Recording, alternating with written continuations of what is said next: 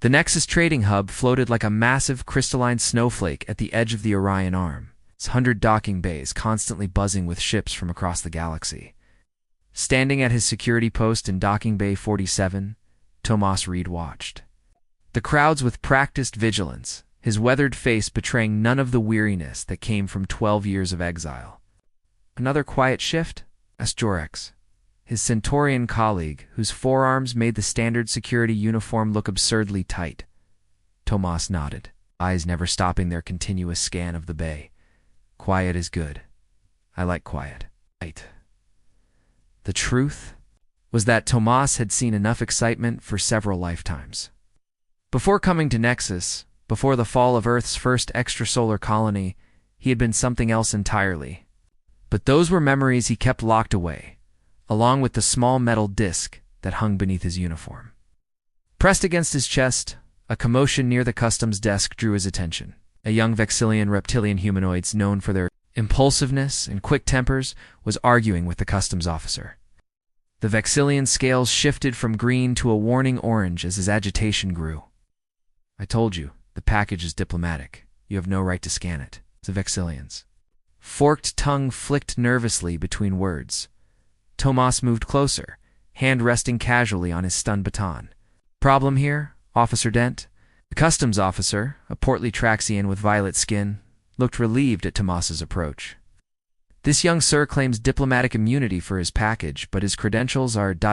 inconsistent." The Vexillian turned, eyes widening at the sight of Tomas. Something like recognition flickered across his features before being quickly suppressed. "I'm Sarin Jr. attached to Ambassador Krell," the Vexillian said, composure partially recovered. "This delay is unacceptable." Tomas studied him carefully. The Vexillian was young, barely into adulthood by his species standards. His diplomatic uniform seemed a size too large, and his credentials chip had the barely perceptible shimmer of a recent fabrication. "Let me see the package," Tomas said, voice level but firm. Sarin clutched a small metallic case tighter. "Impossible. This contains sensitive information." "Then I'm sure you won't mind waiting while we contact Ambassador Krell to verify," Tomas replied, reaching for his cum unit. The Vexillian's scales flashed to a panicked red. "No, there's no need." He backed away, bumping into a serving droid carrying drinks. The collision sent both Sarin and the droid tumbling. The metallic case flew from his hands, along with several glasses that shattered across the polished floor. Tomas moved with surprising speed for a human, diving forward, to catch the case before it hit the ground. As his fingers closed around it, he felt the familiar vibration of quantum technology far beyond what any junior diplomat should be carrying. Sarin scrambled to his feet, scales now white with fear as he stared at Tomas. "Please." "That back. What's really in this case, kid?" Tomas asked quietly, before Soren could answer. The case clicked open in Tomas's hands, triggered by some unseen mechanism. Inside lay not diplomatic documents, but a small glowing crystal that pulsed with inner light. Sarin froze, his eyes fixed not on the crystal, but on Tomas's chest. The collision had torn Tomas's uniform just enough to reveal the metal disc beneath. A stylized emblem of Earth surrounded by 3 stars. "You're one of them," Sarin whispered, voice mixed with awe and terror. "A Terran Guardian." The hub's alert system suddenly blared to life. "Security breach in Sector 12. All personnel on alert. Pete, security breach in Sector 12. Tomas closed the case with a snap. "Who are you running from, kid?" "The hegemony found out what I took," Sarin hissed urgently. "They'll kill everyone in this bay to get it back." As if summoned by his words, the main doors to the docking bay slid open. 3 tall figures in gleaming black armor entered, their helmet visors scanning the crowd methodically. The distinctive insignia of the Dracorian hegemony, the most feared military force in the sector, marked their shoulders. "We need to move," Tomas said, making a decision that would end his years of hiding. He tapped the metal disc on his chest twice, activating protocols dormant for over a decade. "Stay close to me if you want to live." Sarin's scales shifted to a mottled pattern of fear and hope. "Why would you help me?" Tomas's eyes hardened as he watched the hegemony soldiers begin to move through the crowd. Because that's what we do. It's what humanity has always done. He pressed the case back into Saren's hands. Now run. The chase had begun, and with it, the unraveling of secrets that would shake the foundations of the galaxy's power structure. The legend of humanity's defiance was about to be rewritten. The maintenance tunnels beneath Nexus Station hummed with the constant drone of life support systems. Tomas led the way, moving with the confidence of someone who had memorized every service corridor and emergency exit. "You've been planning an escape route all along," Saren observed, his scales now a subdued blue as he struggled to keep pace. Tomas didn't slow down. Rule 1 of survival: always know your exits. They emerged into a small hangar bay occupied by a single ship. Unlike the sleek vessels typically found at Nexus, this craft was blocky and utilitarian, its hull marked with the faded insignia of a mining corporation. "The Earthbreaker," Tomas said, approaching the ship. "Not much to look at, but she's got a few surprises. We'll have locked down all departures by now," Saren warned. Clutching the case containing the crystal, Tomas placed his palm against the ship's access panel. "That's assuming we're using official channels." The panel glowed, green, recognizing his biometrics, which were not.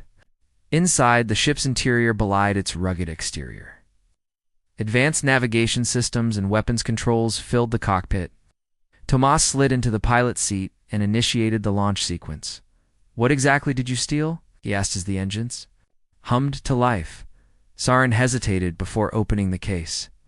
The crystal pulsed with an ethereal blue light. It's called the Void Whisper. The hegemony discovered it in the ruins of an ancient civilization on the edge of known space. "And what does it do?" "It's a communication device," Saren explained. "But not for communicating across space, across dimensions. The hegemony believes it can be weaponized to create tears in the fabric of reality." The ship shuddered as Tomas disengaged from the docking clamps. "And you risked your life to steal it because... because my people would be the first test subjects." Saren's voice cracked. "The Vexillian homeworld sits on a strategic position the hegemony wants. They plan to use the Void Whisper to create a dimensional rift that would swallow our entire system." The ship lurched forward, slipping through a maintenance exit never designed for vessel departure. Alarms blared throughout the station. "On," Tomas warned as he pushed the engines to full power. The Earthbreaker shot away from Nexus Station like a bullet. 3 hegemony pursuit vessels immediately detached from the station, their sleek forms cutting through space in pursuit. "They're gaining," Saren said, watching the tactical display. Tomas's hands flew across the controls. Not for long. He flipped a series of switches overhead. "Remember those surprises I mentioned?" The Earthbreaker's hull shimmered as hidden. Modifications activated. The ship's energy signature changed, becoming nearly undetectable to standard sensors. "Terran stealth tech," Saren whispered in awe. The rumors were true. Some of them, Tomas replied grimly. But not enough of them, or Earth wouldn't have fallen. As the pursuing ships fell behind, confused by the suddenly vanished signature, Tomas set course for the edge of the system. "Where are we going?" Saren asked. "To find the rest of my kind," Tomas said. "If what you've stolen is as dangerous as you claim, we'll need help." Saren studied the human with newfound curiosity. The Guardians are supposed to be extinct. After Saren's the hegemony destroyed Earth's colony on Proxima Centauri. Everyone believed humanity had been broken. A shadow crossed Tomas's face. "We didn't break. We scattered, went underground. Some of us took positions throughout the galaxy, watching and waiting." "For what?"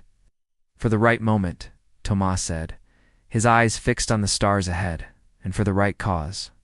The Void Whisper pulsed in its case, as if responding to his words. Unknown to either of them, deep within the crystal's matrix, something ancient was stirring, awakened by the presence of a human, the one species. Its creators had encoded it to recognize after countless millennia of dormancy, as the Earthbreaker. Vanished into the depths of space, Commander Vex of the hegemony forces slammed his fist against the command console of his flagship. "Find them," he roared at his subordinates. "I want every available agent mobilized." The human and the crystal must be recovered at all costs. His second-in-command approached cautiously. "Sir, if it truly is a guardian, perhaps we should inform High Command before." "No," Vex cut him off. "If word gets out that the guardians still exist, it could spark resistance across a dozen systems. This must be contained." Little did he know that the signal from the Void Whisper had already begun broadcasting on frequencies that only specially modified Terran technology could detect. Across the galaxy, dormant receivers hummed to life. Carrying a message that hadn't been transmitted in over a decade, Guardian Protocol activated. The vigil resumes. The planet Harrow hung like a tarnished bronze coin against the backdrop of space, its surface scarred by massive mining operations. Once a vibrant agricultural world, it had been stripped of resources by the hegemony and left to decay. Tomas guided the Earthbreaker toward a sprawling junkyard on the planet's dark side, navigating through fields of derelict ships and orbital debris. "This is your secret base?" Zarin asked skeptically. "It's a doorway," Tomas replied, as they descended into what appeared to be an abandoned mining crater. The ship passed through a holographic camouflage field, revealing a hidden installation beneath. A massive hangar opened to receive them, housing dozens of vessels in various states of repair. Humans and aliens worked side by side, their activities freezing as the Earthbreaker touched down. A stern-faced woman with silver-streaked black hair approached as they disembarked. 12 years of silence, and now you trigger a full Guardian Protocol alert? This better be good, Reed. "Good to see you too, Director Patel," Tomas said, gesturing to Soren in the case. "We have a situation." In the command center, Soren placed the Void Whisper on a scanning table. Director Patel and her team of scientists, a mixture of humans and allied species, examined it with evident concern. "The dimensional properties are unlike anything we've encountered," said Professor Hirsch, a thin man with augmented optical implants. "If weaponized, it could indeed create tears in space-time." "Then we destroy it," suggested a burly security officer. Director Patel shook her head. "Not so simple. These readings suggest the crystal is merely a key. Destroying it might trigger the very reaction we're trying to prevent." Tomas turned to Soren. "You risked everything for this. What's your stake in all this?" Soren's scales rippled with emotion. "My sister is a scientist. She was forced to work on the hegemony's Void Whisper project. When she discovered their true intentions, she sent me to steal it." His voice faltered. "They executed her for treason the day after I escaped." The room fell silent. After a moment, Director Patel spoke. "I'm sorry for your loss. But this goes beyond personal vendettas now." She activated a holographic display, showing a map of the galaxy. "For those who don't know our full history, it's time for a lesson. Humanity wasn't just another spacefaring species. We were gatekeepers." The display zoomed in on Earth, then expanded to show an ancient network of spatial anomalies spanning the galaxy. Long before we achieved interstellar travel, an advanced race called the predecessors visited Earth. They recognized something unique in humans: our adaptability, our resilience. They chose us to safeguard the network of dimensional anchors they had created to stabilize our galaxy against cosmic threats. Soren stared in disbelief. "The Void Whisper is one of those anchors," Tomas confirmed. "The Guardians were formed to protect them. But the hegemony discovered one of the anchors and learned enough to fear us. That's why they attacked Proxima Centauri, to eliminate the Guardian command structure." Director Patel nodded grimly. What they didn't know was that we had contingencies. We scattered, hid among other species, maintained watch over the anchors in secret. "But if the hegemony weaponizes even one anchor," Professor Hirsch interjected, "they could cause a cascade failure across the entire network, tearing reality apart," Tomas concluded. The Void Whisper pulsed more rapidly now, as if responding to their discussion. Suddenly, it projected a series of symbols into the air, a language no one recognized. "It's activating," Professor Hirsch exclaimed, frantically working controls. Director Patel turned to Tomas. "We need to implement the Terran protocol immediately. Gather all remaining Guardians. If the hegemony has discovered one anchor, they may have found others." Tomas nodded, the weight of responsibility settling on his shoulders once more. And what about him? He gestured to Shern. Director Patel studied the young Vexillian. Do you understand what you've become involved in? This is not just about your people anymore. The entire galaxy is at stake. Saren's scales shifted to a determined, Amber, my sister gave her life for this cause. I won't dishonor her sacrifice by walking away now. Then welcome to the Resistance, she said.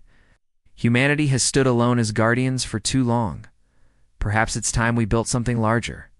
As they spoke, the Void Whisper's projection changed, forming a map of sorts, revealing the locations of other anchors scattered throughout the galaxy. To their horror, 3 of the 12 points were already blinking red. They've already begun, Tomas said quietly. The race to save reality itself had begun. The refugee camp on Baron's moon stretched across a vast crater, sheltering species from a dozen worlds displaced by hegemony expansion. Once a barren rock, the moon now teemed with life, a testament to desperation and resilience. Tomas and Saren moved through the crowded pathways, followed by Nissa, a former guardian with cybernetic enhancements who'd been operating as a spy within hegemony territory. These people have nothing left to lose, Nissa observed, her artificial eye scanning the crowds.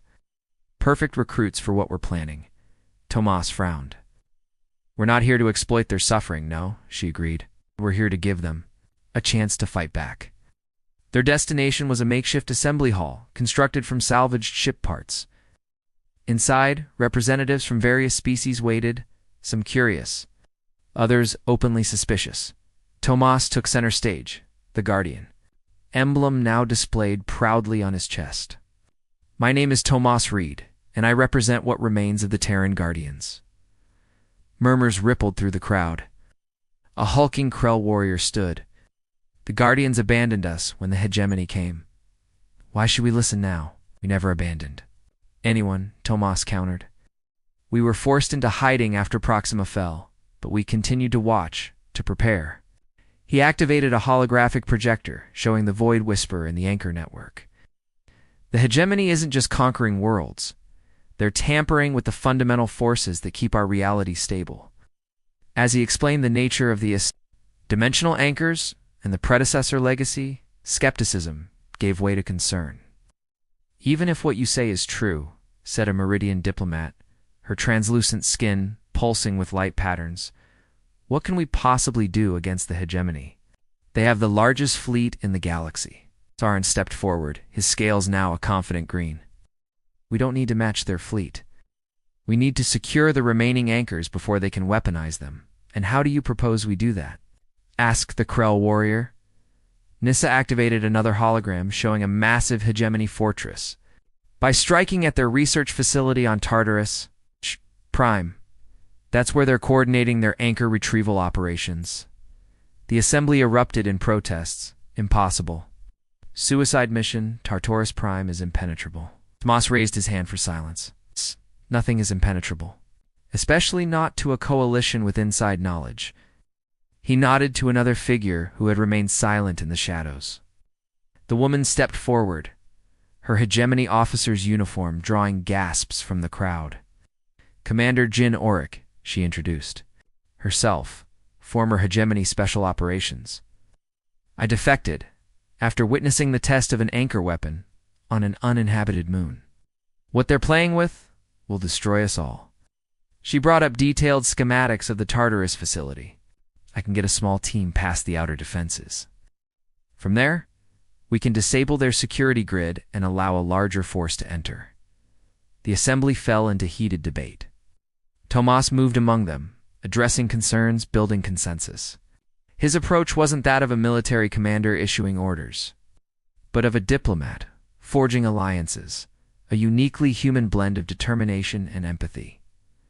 By day's end, representatives from 7 species had pledged their support.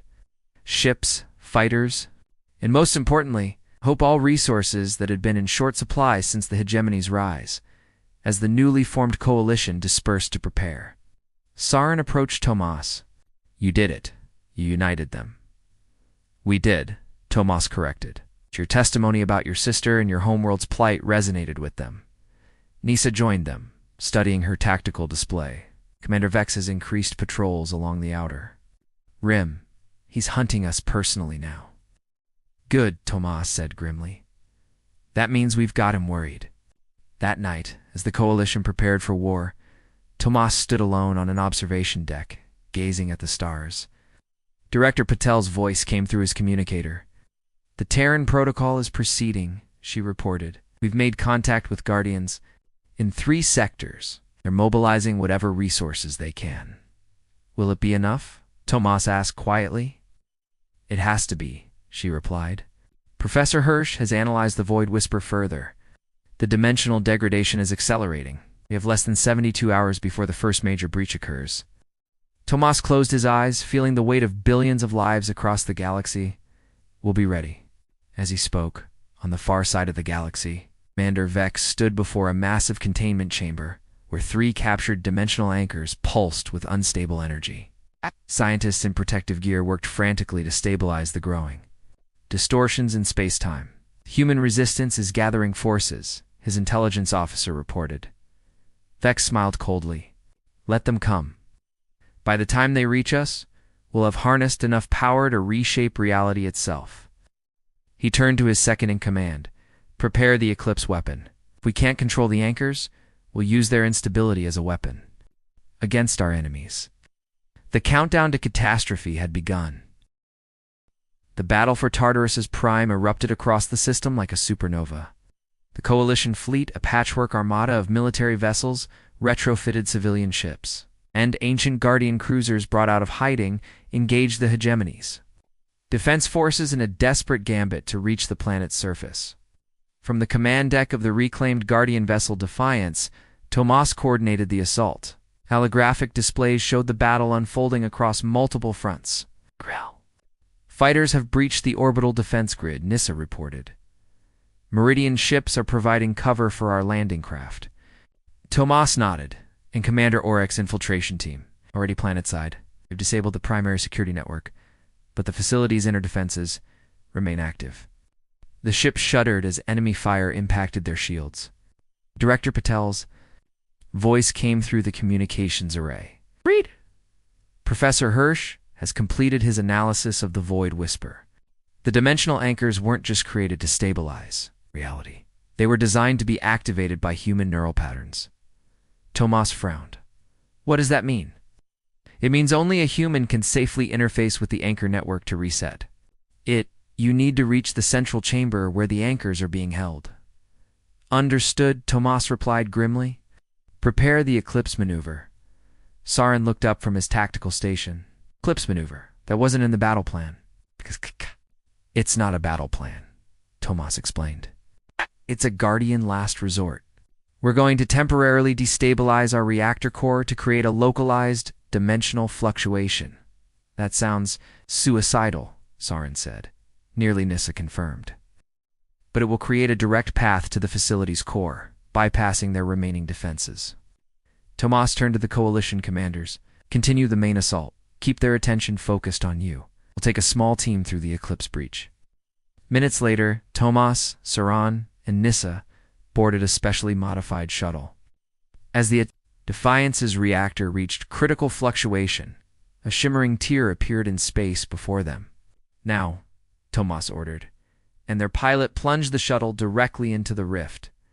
Reality distorted around them, the shuttle's reinforced hull groaning under dimensional stress. Then with a violent lurch, they emerged inside the Tartarus facility. Directly outside the central chamber where the anchors were held, alarms blared as they disembarked, encountering immediate resistance from hegemony guards. Nissa moved with inhuman speed, her cybernetic enhancements allowing her to neutralize threats before they could react. It's this way, she called, leading them toward massive reinforced doors. Inside the chamber, they found Commander Vex standing before a towering apparatus containing the stolen dimensional anchors. Energy crackled between them, creating visible tears in the fabric of reality through which alien landscapes and impossible geometries could be glimpsed. The Guardian and his pets, Vex sneered. You're too late. The Eclipse weapon is already powering up. Eclipse weapon? Saran questioned. Named after your own maneuver, Vex explained with cruel satisfaction. We've been monitoring, Guardian. Communications for years. Your desperate tactics have become our greatest breakthrough. The device hummed with increasing intensity, the dimensional rifts growing larger. You don't understand what you're doing, Tomas warned. Those anchors weren't meant to be weaponized. You'll tear apart the entire galaxy, including hegemony. Space. A calculated risk, Vex replied. Some regions will survive. Those under our direct control, naturally. Nisa analyzed the apparatus. The integration is too advanced. Can't shut it down conventionally. Tomas looked at the pulsing Anchors, then at the void whisper still carried in Saren's case. We don't need to shut it down. We need to complete the network. Understanding dawned on Saren's face. The whisper is the control key. Cover me, Tomas ordered, making his way toward the apparatus as Nisa engaged Vex and his guards. Saren provided the void whisper, which Tomas placed at the center of the machine. Immediately, the crystal resonated with the other anchors, their chaotic energies beginning to harmonize. Neural interface required flashed a message in the ancient predecessor language that Tomas somehow understood. Without hesitation, he placed his hands on the integration panels. Pain lanced through his body as the machine connected with his mind, using him as a conduit to restore balance to the anchor network. Visions flooded his consciousness, the predecessor's journey, their discovery of humanity's potential, the creation of the Guardian Protocol. He saw the true purpose of the anchors, not mere stabilizers, but seeds for humanity's eventual evolution into dimensional guardians. Across the room, Vex broke free from combat with Nisa and rushed toward. Tomas's weapon raised. Stop him. Saren intercepted the commander, his Vexillian reflexes allowing him to grapple with the larger opponent. Finish it, Tomas. Through sheer force of will, Tomas completed the neural connection. The anchors pulsed in unison, their energies redirected. From destruction to restoration, dimensional rifts began to close, reality knitting itself back together. Vex, seeing his weapon failing, made one final desperate lunge toward the control console. Nisa fired, her shot striking him in the shoulder. He fell against the machine, triggering a feedback surge. Containment failing, the system warned. Get out! Tomas shouted to his companions, still connected to the interface. I need to complete the stabilization. Not without you, Saren insisted. The facility began to shake as reality itself rebelled against the hegemony's manipulations. Outside, the coalition forces had broken through, securing the surrounding complex. With a final surge of effort, Tomas channeled the remaining energy through himself. His body glowing with the same ethereal light as the anchors. The network. Locked into its original configuration, dimensional stability restored across the galaxy. The machine powered down, and Tomas collapsed. Saren and Nisa rushed to his side. Did it work? He asked weakly. Nisa checked her scanner. Dimensional readings returning to normal. You did it.